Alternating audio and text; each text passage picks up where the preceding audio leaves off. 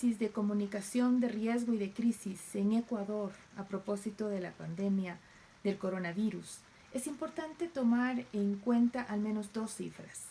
14% de aprobación en el manejo de esta situación de crisis y 76% de desconfianza en la palabra del gobierno. Esos son datos que lamentablemente tiene el gobierno de Lenín Moreno, el presidente ecuatoriano, con los cuales debe lidiar cuando tiene que llegar con algún mensaje, con un discurso a la sociedad ecuatoriana, a la población. Es difícil poder ser eficientes en la comunicación, inclusive si se siguiera el manual perfecto. Pero además de eso,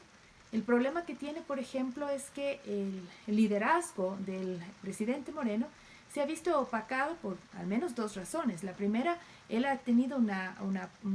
actuación mucho más discreta que en octubre pasado. Se ha mantenido a buen recaudo, diremos así, por la situación de salud. Está dentro de una población vulnerable. Pero a su vez ha tenido que competir con otras voces que en paralelo han surgido, como por ejemplo los alcaldes de las ciudades más importantes, sobre todo el alcalde Jorge Yunda, el alcalde de la capital,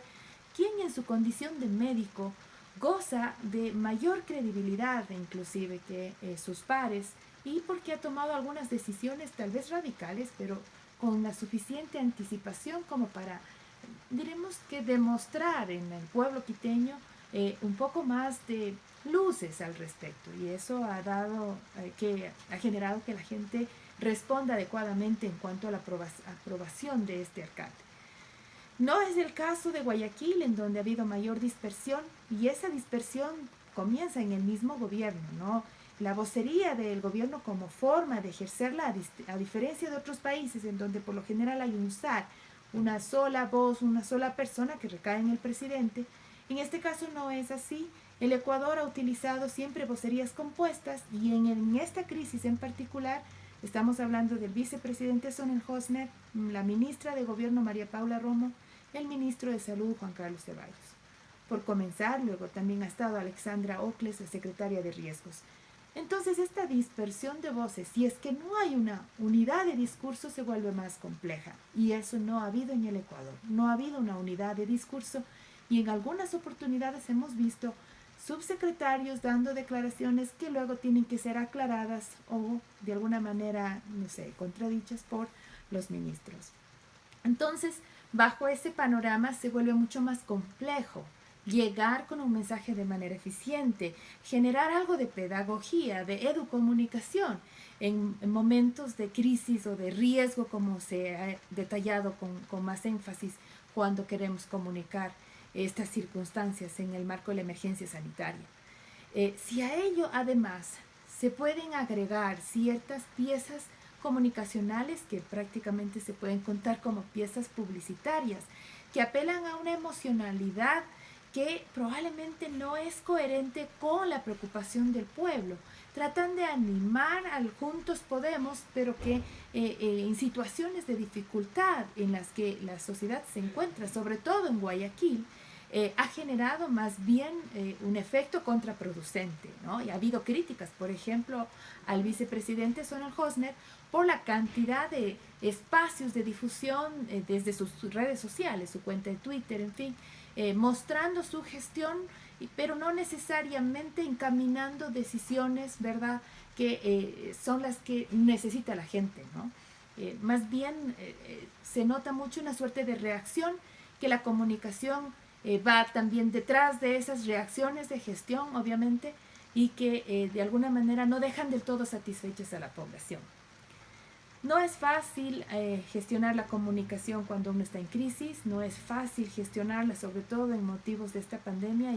y tampoco lo ha sido para este gobierno, sobre todo cuando, a diferencia de octubre pasado, en este momento el gobierno cuenta con unos medios de comunicación que no son la caja de resonancia a la que ha estado acostumbrado. Al parecer, las tareas de octubre pasado han dejado lecciones, han sido hechas en esas salas de redacción, y esta vez han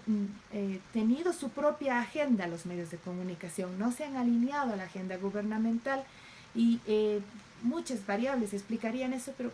de entrada, por ejemplo, porque los mismos periodistas han sido golpeados por esta crisis, contagiados familiares que han tenido que sufrir esta circunstancia, inclusive periodistas o miembros de equipos periodísticos que han fallecido,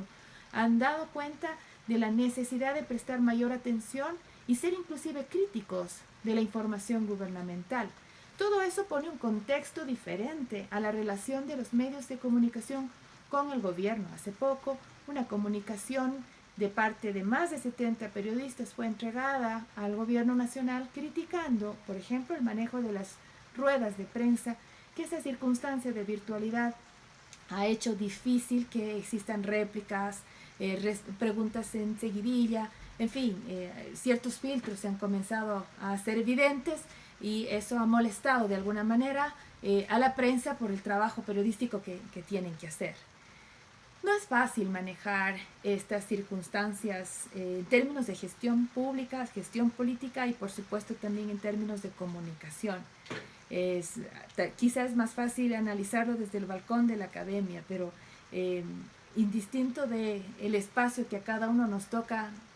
tener en estas circunstancias de cuarentena, de pandemia,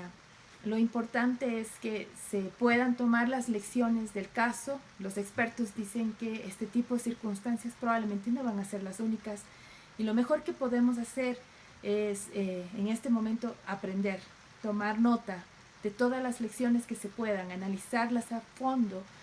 recoger evidencia científica que pueda servir para tomar mejores decisiones, para corregir las que ahora se han tomado, para encaminar mejor esa comunicación y para volverla eficiente, cercana, útil a la sociedad en situaciones de pandemia.